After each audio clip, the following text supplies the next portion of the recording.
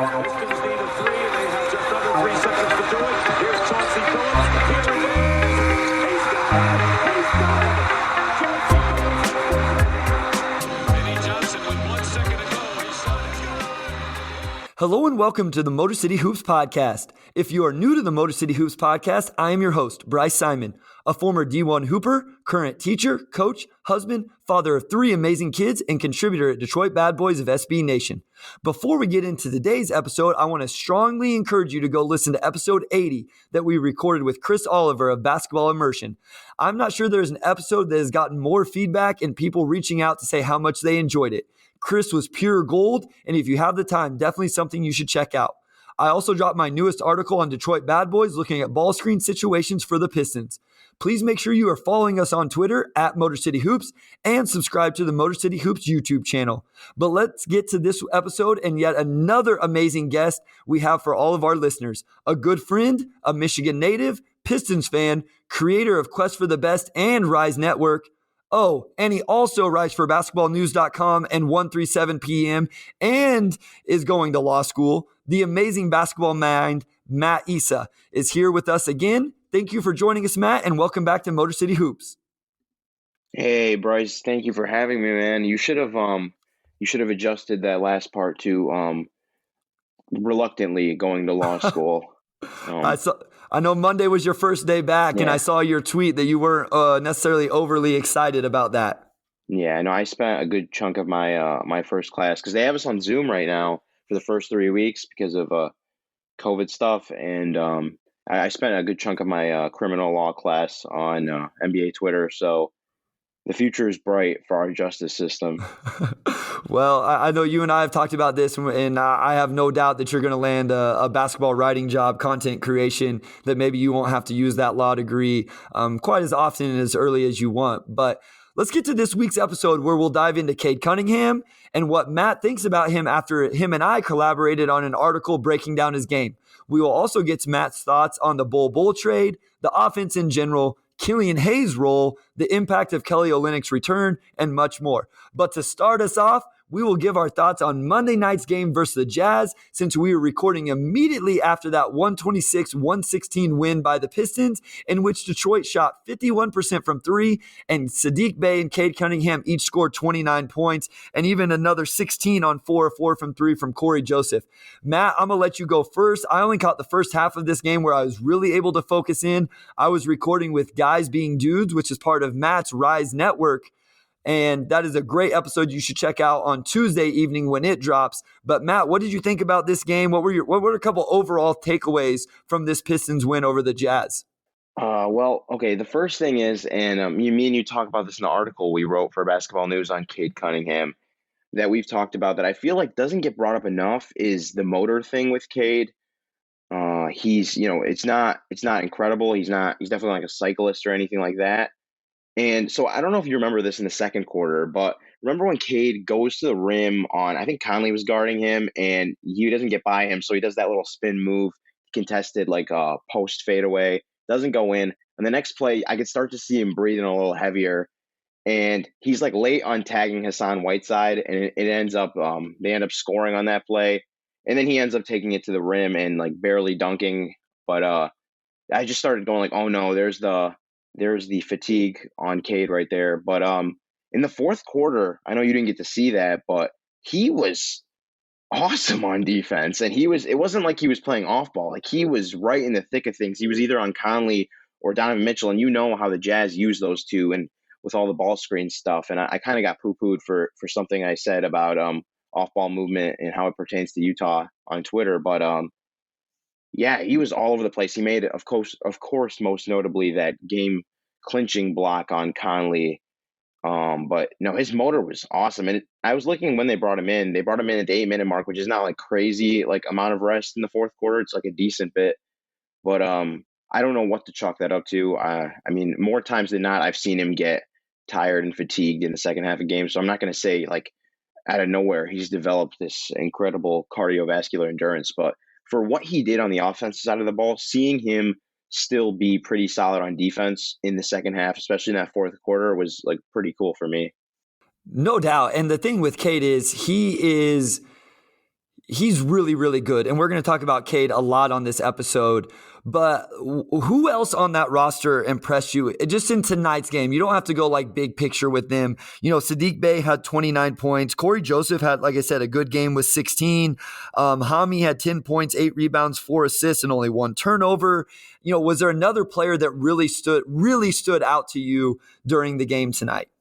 Okay, you're gonna laugh because we've kind of talked about this, but I was, because we talked about it, I was paying more attention to him tonight. But Hami had some moments, and I was like, okay, this is kind of cool. I could see the vision. I know you've talked about, give him more usage. He could be like a fun 6-man, and I could see the vision there. He's really athletic. He gets up. He plays hard on defense. He doesn't try to do more than he can. I like that. Corey Joseph, of course. I think the broadcast said it. He's a veteran's veteran. He hit a couple big shots down the stretch when he was open. There's not too much more you can ask from him. I loved Beef Stew, man. Trey Lyles was getting eaten up by Hassan Whiteside in the second quarter, and Stew really got physical with him. He's not the vertical guy. I know he got the 2 blocks early in the game, but then he got posterized by Hassan because he couldn't get up that high. But he's strong, and he's really good on that second jump because of how hard he is, how hard he tries.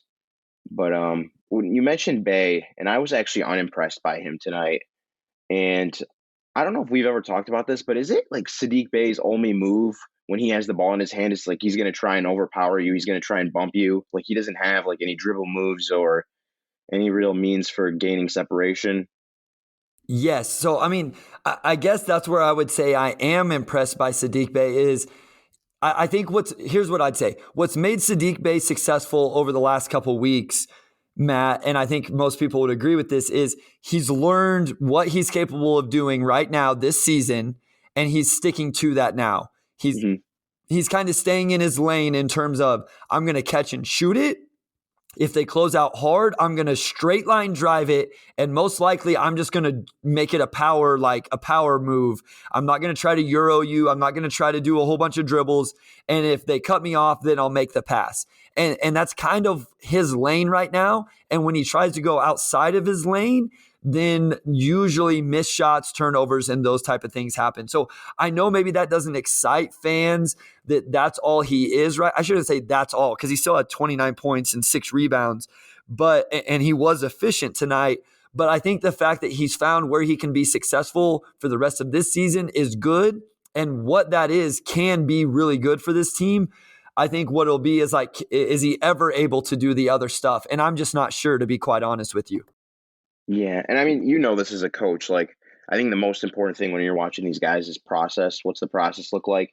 And like to me, I think like the process looks the same as when I watched them in the beginning of the year. It's just now the shots are going in. So that's what I'm kind of like, okay, I still don't really like this process. Like it doesn't look that great to me that you're putting the ball on the floor and your real only mechanism for separation is, hey, I'm going to see if I'm stronger than you. And he's like strong to his credit, but like it's not like Luka's strong where that's going to work every single time. And he's of course not going to be like Luka Doncic in terms of volume scoring, but process is a little iffy for me. And right now he's just the shot's going in, so like no one's going to complain. But I just wondered long term, and maybe you're right. That's a good observation. He knows his lane, and that would mean that his use, the ideal version of Saddiq Bey, would definitely be a lower usage guy than he is right now.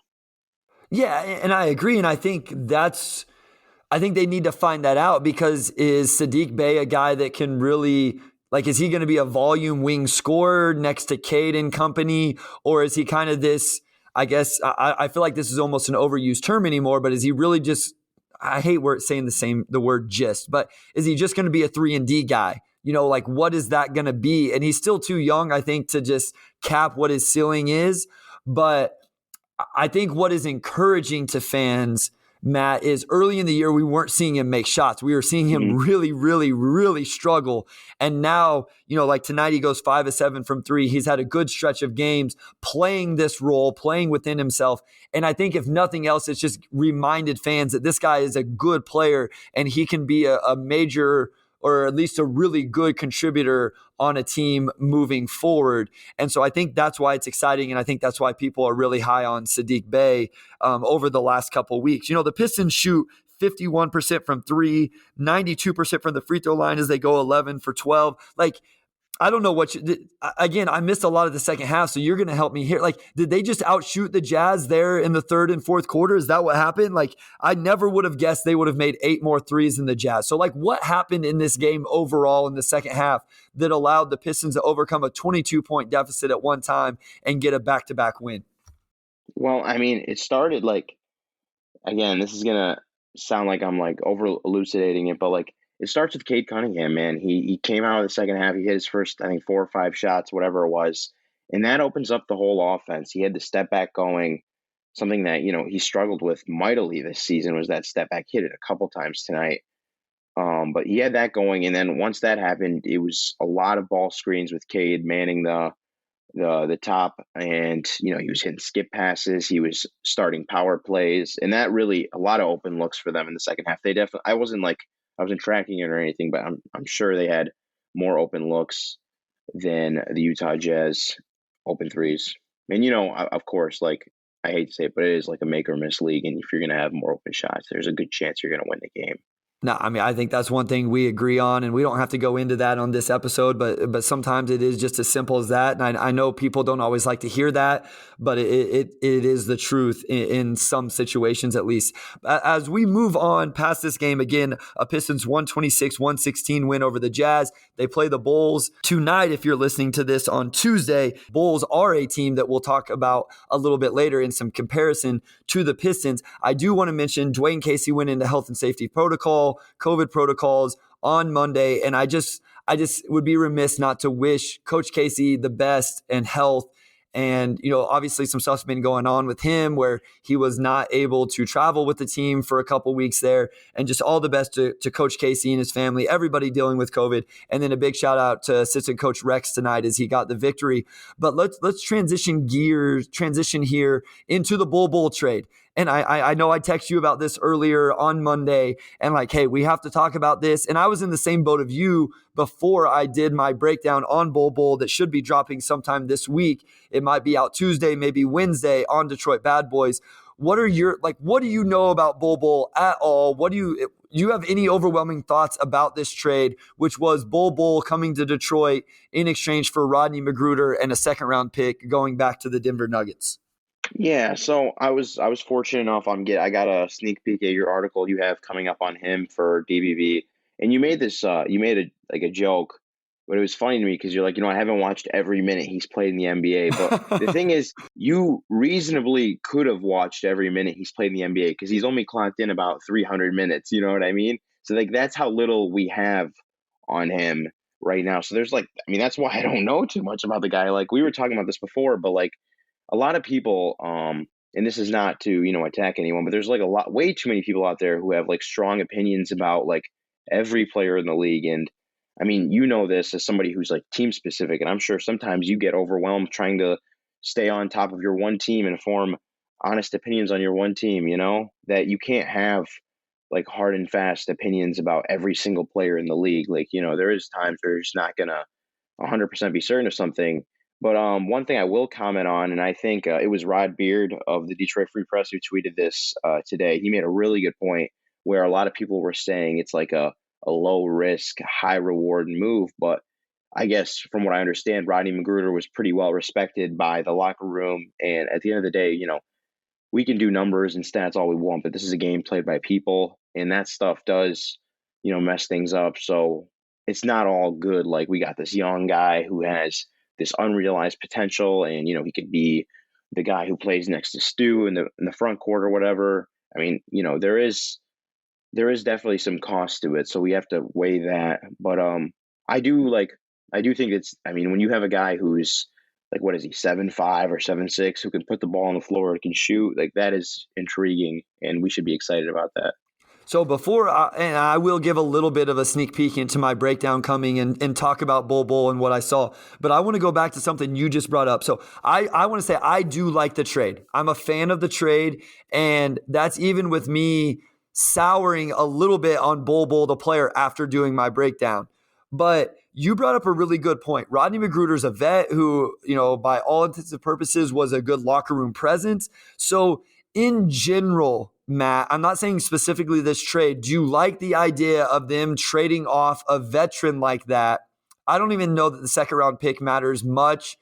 But do you like the idea of them selling off Rodney Magruder to bring in a young project in Bol Bol, who there are some reports out there that he may not be the easiest guy to get along with and the best locker room presence? Do you think that that could come back to bite them a little bit? I think the standard it sets, and we've talked about this, and you definitely gave me some good pointers on the situation that helped broaden my opinion a little bit. But I'm not a fan of the idea of trading Jeremy Grant, to be honest, because this guy, he made it a huge deal that he's here for the city, for the black GM, the black coach.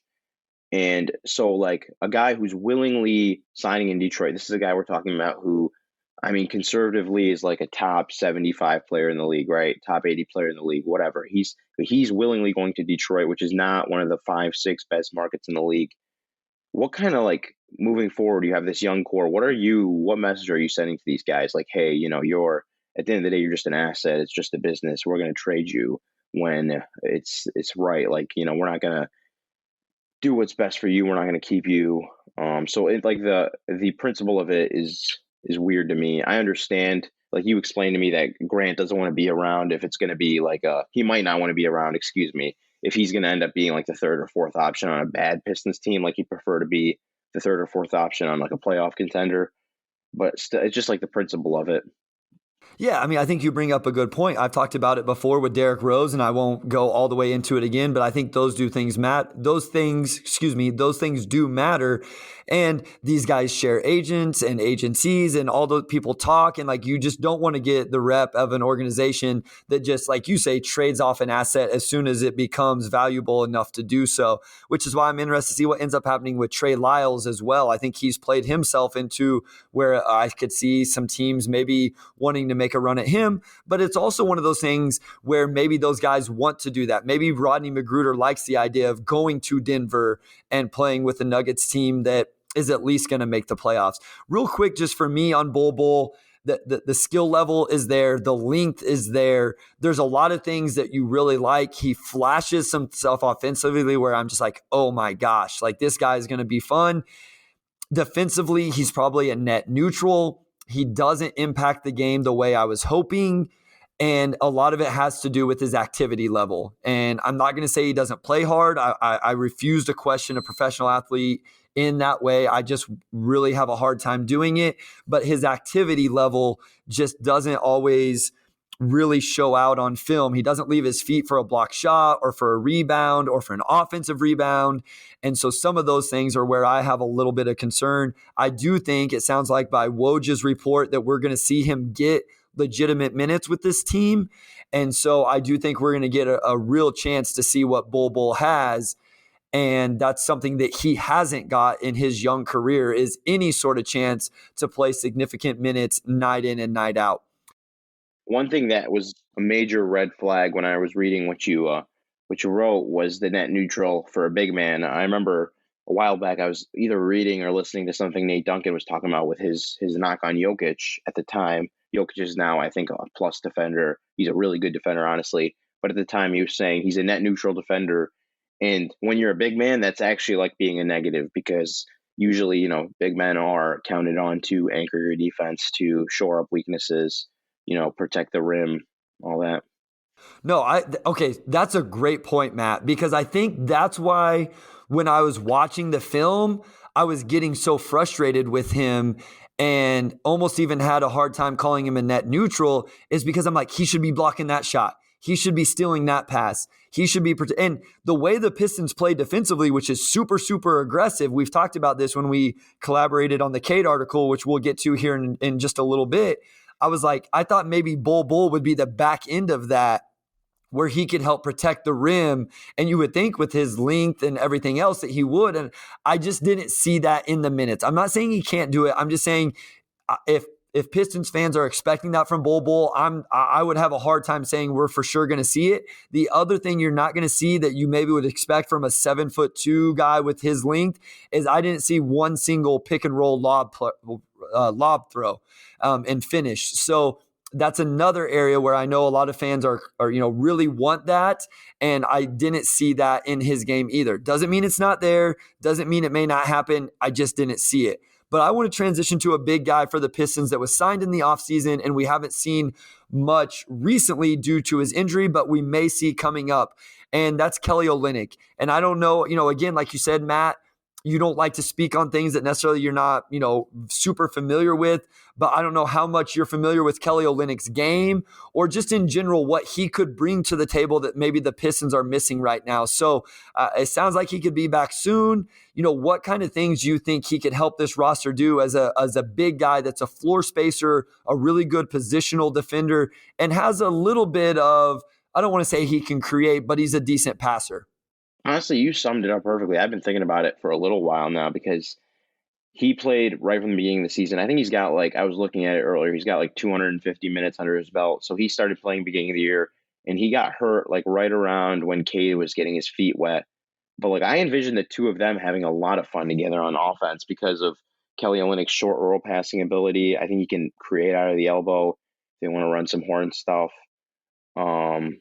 On defense, like you said, he just kind of reminds me of Vooch a little bit. He's positionally sound. He's a little handsy. I like a lot of what he brings, the floor spacing. I wish he was a rim protector because then I could say, oh, him and Stu would be the perfect 4 and 5 combo, But unfortunately, we can't have that in a mid-level free agency signing. I don't remember what his contract was, but no, I'm excited about what him and Cade can do together. So that's what I wanted to ask. That's why you bring up Kelly Olynyk, right? Essentially everything's going to revolve around Cade Cunningham and how this player, that player, or this offense, or this whatever it is, how that fits Cade Cunningham. And so what do you like about what Kelly Olynyk can do? Is it the fact that he'll pick and pop?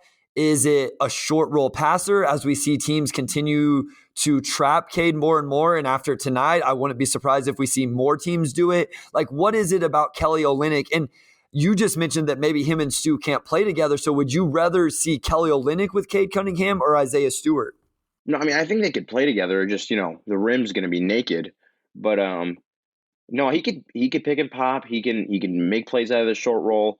But if it came down to one or the other, I'm still always going to say Stu because we know who Kelly Olynyk is. We don't know what Stu is yet, and I still have a lot of hope for Stu.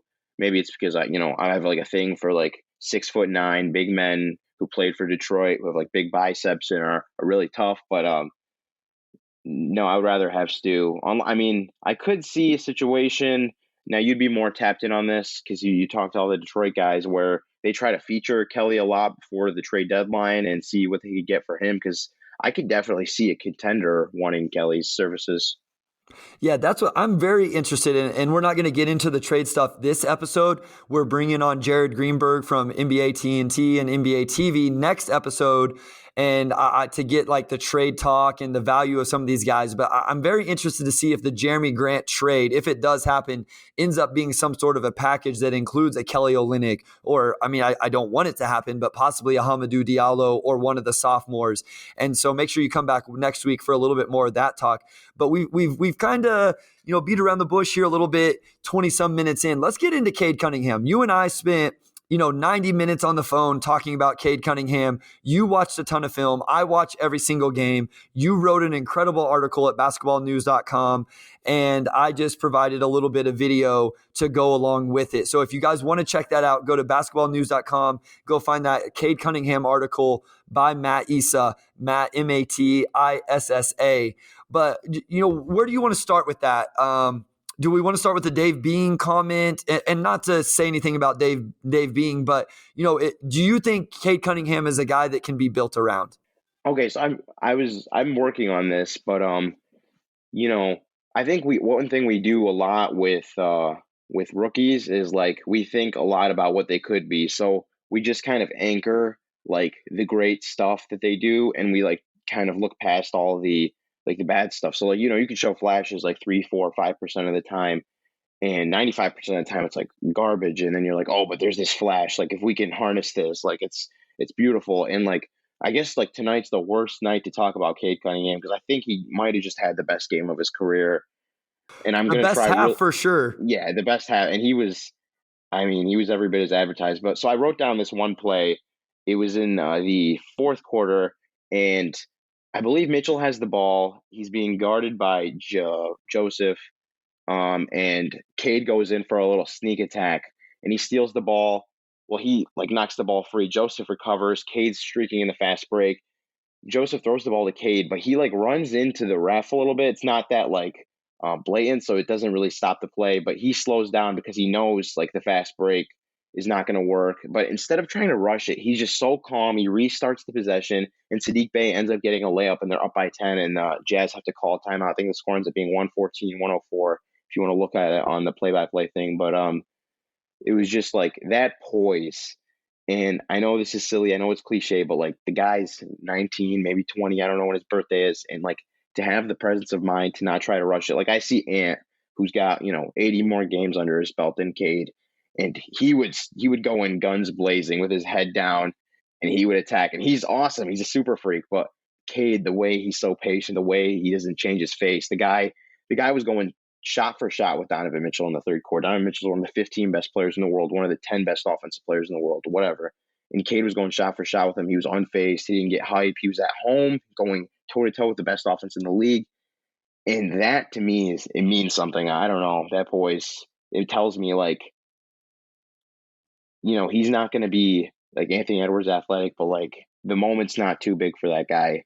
And I know that's, like, some Jack McCallum sports writing cliche stuff, but that's really what he's shown me so far. So you're going to say yes. Your answer is yes. Yeah. I'm sorry. I got into all that talk again. No, I think you can build the right kid. I just was making sure. I wanted you to go into all that because I enjoyed listening to you talk about it, and I know the listeners will as well, but I just wanted to make sure we're on the same page. Before we get into some more stuff, I want to bring up something we went back and forth a little bit on Twitter because you brought up the clutch thing, but I came back at you. I don't know if you remember this from like a day or two ago.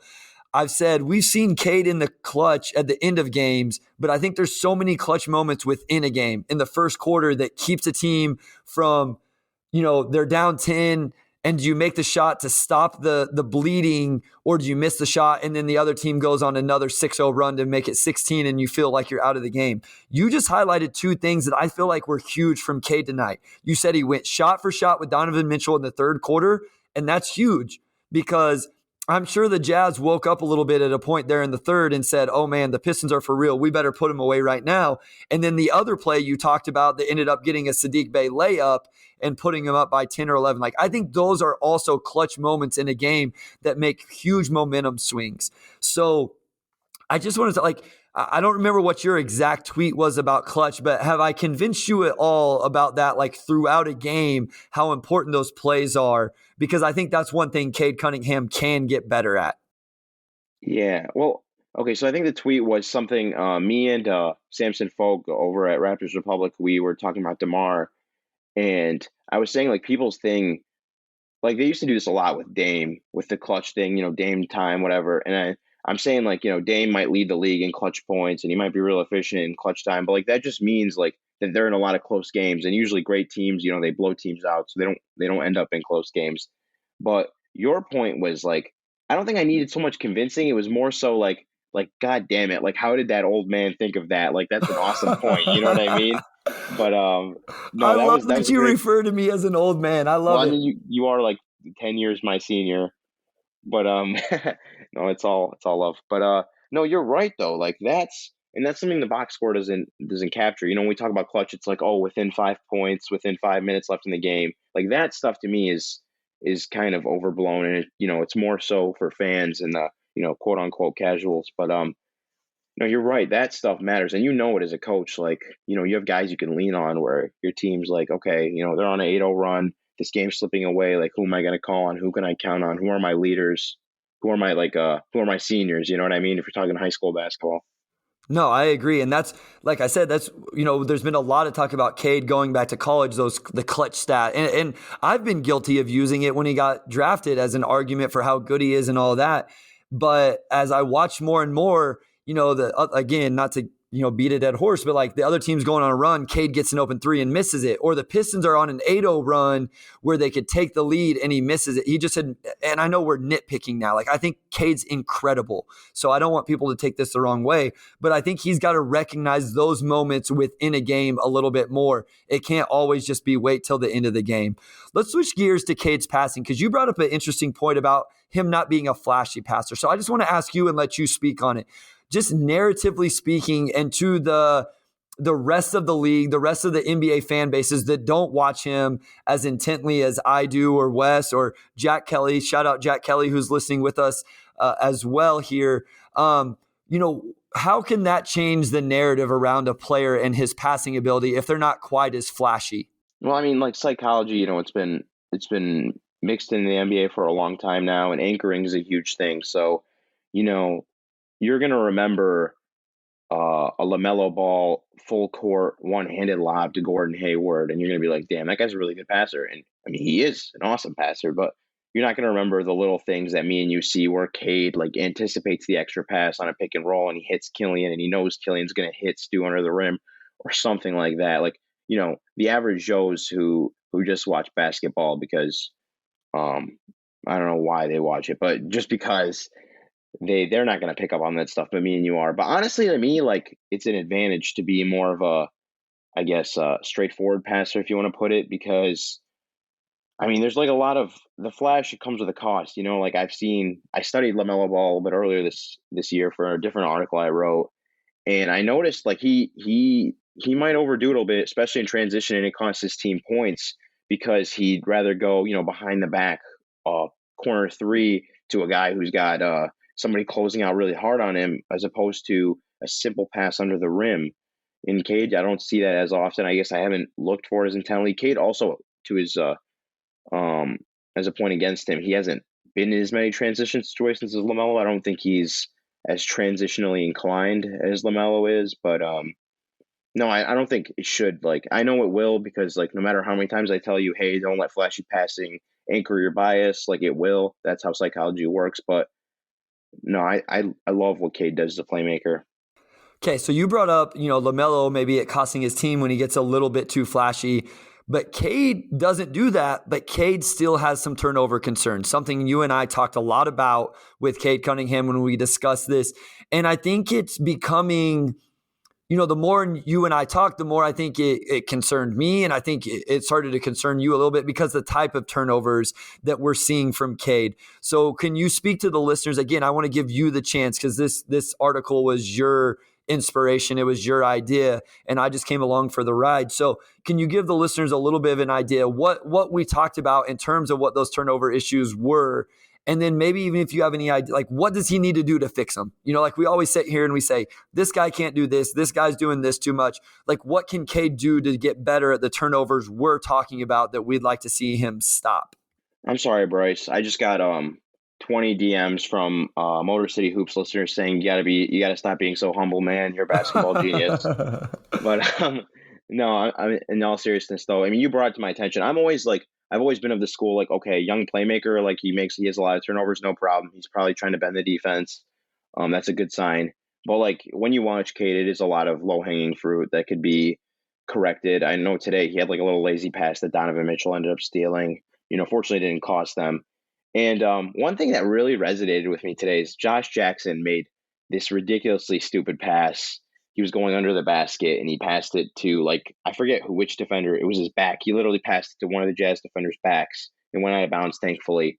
And I'm like to myself, like, I asked myself, like, is this my bias? Like, would I have, like, if Cade did that, I would have been like, oh, good job, Cade. Like, you attempted this high level pass. I'm really proud of you. That shows growth.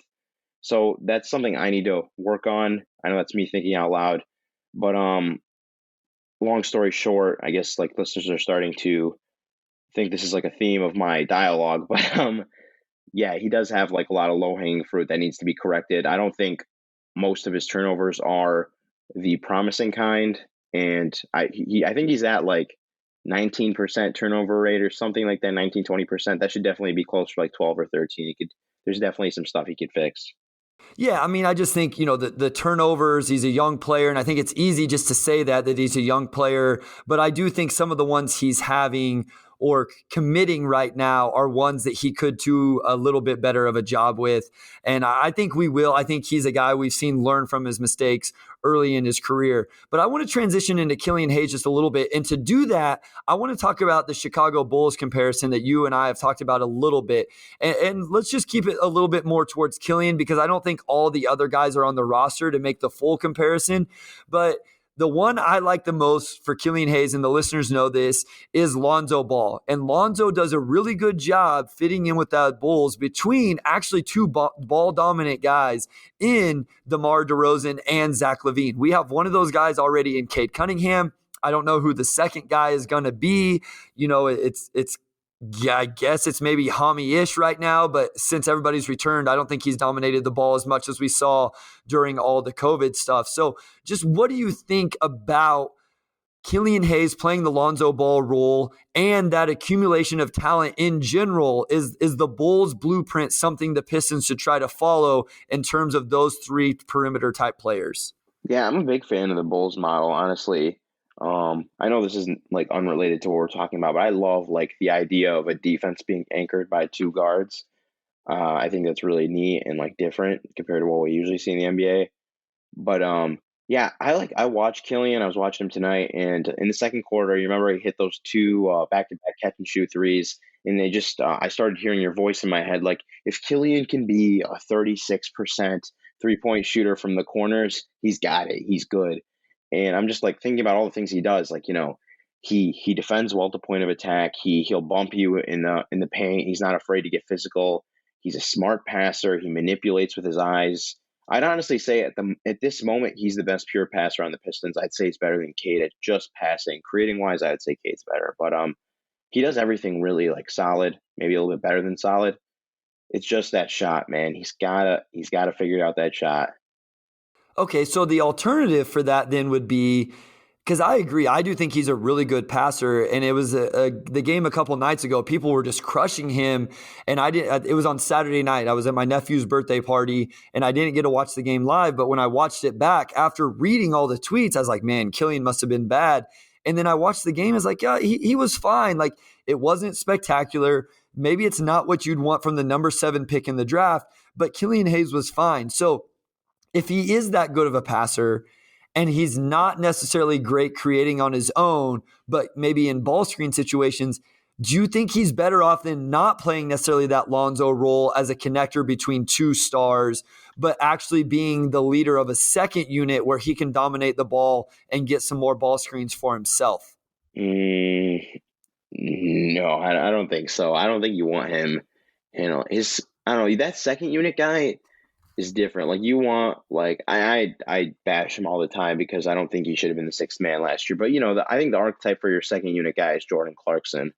You want that, the quote unquote bucket getter dude who would run just like a shit ton of ball screens and knock down shots in the mid range, take a bunch of pull up 3-pointers. And I don't think that's Killian's game. I think he is that connector guy. He's really smart. He doesn't demand a lot of usage. He doesn't have like a high scoring load he requires. So no, I don't think that'd be a good role for him. Okay, so you actually like what we've outlined, the Chicago Bull, Lonzo No, I love Ball. it. Okay, so we talked about Hamidou Diallo. We texted about this today. I said, I don't think Hami's going to be that guy, like that superstar next to Cade. If we stay with the Bulls comparison, DeMar DeRozan would be Cade Cunningham, right? We agree on that. Mm-hmm. Because DeMar DeRozan is actually a really good passer and creator compared to what people think. Now, obviously, Cade shoots a lot more threes than DeRozan, but in this comparison, so where do they how do they get that other guy? Because I don't think it's Hami. I don't think it's Sadiq Bey. So do you think they should go all out on finding another wing and really staying with that model? Or do they just come up with whatever they can get, whether that's a high-level wing scorer or it's a 5-man or a 4 or whatever? Like, do you think they should really go all in on that? Do you think they should with Cade and Killian? Okay, so is it Keith Smith you have on usually for the cap stuff? Yes. Yep. Yeah. So caveat this. I'm not the cap guy. I know very little about the cap. I recently read one chapter from a book about NBA cap space, so I know a little bit. But what I do know, I've always known, is when you have a guy on his rookie deal is when you want to start making aggressive money moves. That's when you want to start signing max guys because he's cheap and you can always re-up him without messing with the cap stuff too much. That's what they did. The Atlanta Hawks did with famously with Trae Young. I can't think of any other examples off the top of my head, but so I guess if we're gonna look for that on-ball, off-ball hybrid scorer that Zach LaVine is, it would be a good time to make that splash in free agency. Now, off the top of my head, who fits that criteria other than Zach LaVine himself? I mean, like Devin Booker, but we're not getting Devin Booker. Bradley Beal. Can I throw a name out? Yeah, please. So, and I don't know if this is realistic at all, but what if the Pistons could make a package to get Jaylen Brown? Wow. I mean, because still you don't have, because Cade Cunningham, like, we've talked, he's crafty around the rim, but he's not a rim pressure guy. So who's your rim pressure guy? And that's not Jaylen. Like, that's why I'm asking you. Yeah. Because I know Jaylen Brown, that's the big knock on Brown and Tatum. Okay. They don't get to the rim enough. Brown's good at really doing stuff in the mid range and using that strength. And he's a good shooter, a good scorer. But he's not great at getting to the rim. But Cade does solve the playmaking thing because Cade is a really good playmaker. And I think they could play off each other well. But maybe that would mean Hami becomes the rim pressure guy.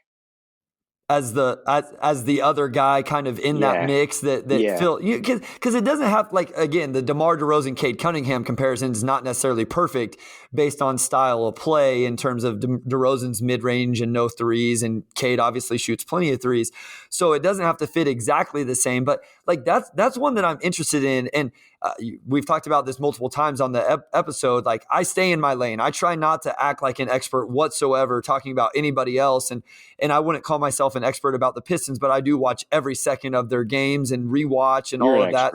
Well, you're an expert at this point. There's like 5 people in that are non-Detroit personnel that know more about the Pistons than you, I'd say. Well, I appreciate that, but I just think that Jaylen Brown, it sounds like what those guys need is like a calming effect. I think I heard that on a podcast I was listening to the other day talking about the Celtics. So that's where I do think, like, okay, Cade could be that guy for Jaylen Brown. He obviously has a scoring acumen that is very high level. I didn't know the knock was that he didn't necessarily get to the rim, but I don't know that the Pistons have the assets that they could move to actually make it happen. But that seems to maybe be the most realistic possibility because the other guys you brought up are not realistic. Well, I mean, theoretically, Zach LaVine's a free agent, but the way that Chicago's played this year, if the Chicago would have like stunk the bed this year, then, maybe you could throw a Godfather offer at him. But now he's going to be like a max level guy. Chicago will happily sign him. I'm sure he'd like to be there, with the legacy stuff and, the legacy of being a 2 guard in Chicago and all that comes with it is pretty pleasing.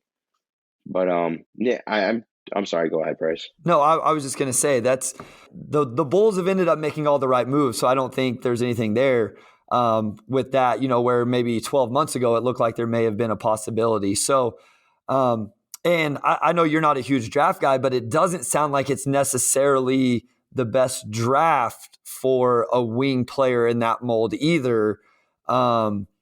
The top guys are more bigger guys. I know I've heard it said that Jabari Smith or Paolo, I think, can play down to the 3 possibly, but those guys are more at 4s. I know me and you've talked a little bit about Chet. That's kind of like our, this has nothing to do with playing like the 3 or the 2. That's kind of like our ideal guy for the Pistons because of the Stu thing. But I really defer to, we have so many good draft people. Me and you both know somebody like CJ and Bryce, obviously, but let's defer to them on that one. I couldn't give you a good answer there. No, I agree. You brought up Chet though, so I think this is the perfect time to transition to Sheet or Sham and bring in our guy Wes Davenport, the producer of the Motor City Hoops podcast, because Wes texts me literally every single day trying to sell me on Chet Holmgren. And so I think, Wes, you can take about just a little bit of time here. And if you want, give the listeners your Chet pitch. If you would like to do that, you don't have to. And then get us into Sheet or Sham. Well, listen, I'd love to, but I think for timing, I probably shouldn't. But the quick is, He's big, long, block shots, very efficient, and can pass. So I'm interested. But so we'll jump into Sheed or Sham. Bryce, so far you've got 2 wins. Our guests have got 2 as well, so you're tied. We'll jump in with the Jazz first, and obviously Sheed is true because the ball don't lie, and Sham is false. Matt, I'll ask you this one first since you're the guest. So Sheed or Sham, Donovan Mitchell is taking more shots per game than LeBron James. Sheed. He answered that really fast, so I'm just going to piggyback off of it and say Sheed as well. It's Sheed, but it's close. So LeBron is taking 20.4 shots per game, and Donovan Mitchell is taking 20.6. But he's one of only 9 players averaging more than 20 shots per game. Wow. So there's only 9 guys in the NBA. I probably would have more. I'm going to tell you right now, Matt. 1, this is a big game because it's 2-2 right now. But also, Wes is real sneaky with these. There's a lot of 0.2s, 0.3s here and there. It's great stuff. He does his homework, but you got to really be pretty tight with these answers. Yeah, no, I would have thought it would have been a little bit more than that. But I guess like when you think of it after the fact, like AD being down, it makes a little bit more sense. His shooting upticking. So we both got 1 there. So we'll move on to question number 2, Wes. All right, so Sheed or Sham, Bryce, this one you first. Bojan Bogdanovic has the highest 3-point shooting percentage on the Jazz. Sham. Okay, so are we talking eligible shooters? Like, yeah. Just like, okay. Yeah, I'm going to be contrarian because that's the only way I get a win here. So let's do Sheed. It is Sham. Mike Conley has him beat 42.4%. Bojan's at 41. Royce O'Neal third with 40. Sneaky good year for Mike Conley. Right? That's what I was going to say. I was listening to, I think it was Locked On NBA, just the general NBA Locked On podcast. And they were, for some reason, they were talking about this, the Jazz. I think they had a Jazz guy on, so they were talking about all their 3-point percentages. So that's why I was so quick to answer that one. So right now, I have 2 correct. Matt has 1. I'm out to the early lead. Wes, question number 3. Well, really quick, I'm sorry, Wes. I just got to say this. Well, like the Locked On pods are owned by the Jazz's play-by-play announcer. Oh, I did not know that. Yeah. Okay. Yeah. I probably should know that as much as Koo has me on Locked On Pistons. I probably should do a little more research so I know what I'm doing over there. I'm sorry, Wes. I had to give my own little trivia. No, I appreciate it. All right, so we're going to move on to the Bulls here. Sheed or Sham, Matt, back to you on this one. You first. Lonzo Ball is attempting more threes per game than Zach LaVine. Sham. I'm not going to be I'm going to stick with the answer in my head whenever the question was asked, and I was going to say Sham. So I'll say Sham as well. It's Sham, but I got tricky, so they're tied. They're both taking 7.5 threes per game. Holy cow. But Levine's played more games, right? Yeah. Okay, that makes more sense. That's cool. I like that. That is sneaky. 7.5 per game, Wes, for Lonzo Ball? Yeah, yep. Him and Zach LaVine. Shit. That's all it takes, pretty much. You got to think. I know, but like DeRozan and Levine on the floor with him. Killian has a lot further to go than what I realized. I thought he was just shooting a good percentage. I didn't realize he was shooting a good percent. What's his percentage? I can look it up if you don't have it in the notes. Do you happen to have it, Wes? I didn't have it in the notes. I can look it up real quick here. He is shooting 42% from 3. All right. You should have looked at his rookie year. I'm telling you, Killian's on track. He's fine. Okay. All right. That makes me feel better. Okay. Hold your Killian stock. I've got all 3, I believe, correct so far. Matt has gotten 2. Question number 4, Wes. All right, so sticking with the Bulls, Bryce, you first. So Zach LaVine and DeMar DeRozan are averaging nearly the same number for the following stats. All right, points, field goals made, field goals attempted, field goal percentage, rebounds, and blocks. Sheed. I'm also going to go Sheed. Wow, you guys both got that one right. It's Sheed. I didn't think that you guys would get that one. So, DeRozan's averaging 26.4, LaVine 26.2 points per game. Both are averaging 9.5 field goals made, 19.4 field goals attempted for DeRozan, 19.3 for LaVine, 49.2 from the floor from LaVine, and 49.1 for DeRozan. 5 rebounds for DeRozan, 4.9 for LaVine, Wow. 0.4 blocks for DeRozan, and 0.3 for LaVine. So, Matt, if you would have said Sham, what would have been the stat that you thought maybe was a little bit different between the two? Because I know what it was for me.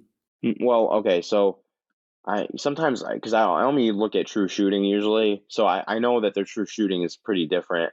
So when he said field goal percentage, I got a little worried, but I figured field goal percentage, it made a little more sense to me that it would be the same because you named quite a few stats. So I figured if you were gonna say that many stats, like it was gonna be close. And I know their numbers are really similar, so.